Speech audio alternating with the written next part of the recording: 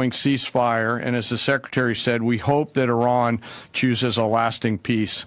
But as Secretary Hegseth said, let us be clear, a ceasefire is a pause, and the joint force remains ready, if ordered or called upon, to resume combat operations with the same speed and precision as we've demonstrated over the last 38 days, and we hope that that is not the case.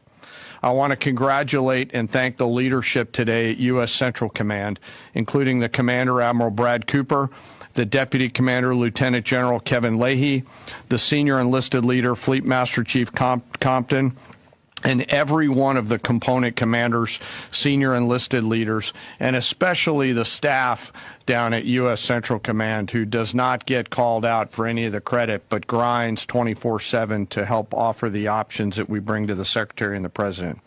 I also want to highlight the forces in the United States European Command under the command of Alexis Grinkowicz, who protected the western flank in support of CENTCOM.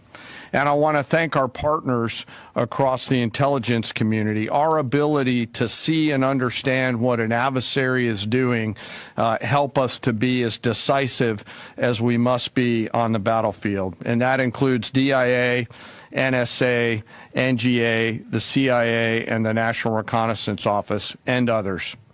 I want to thank the other combatant commands who have thus far contributed along the way to U.S. Central Command.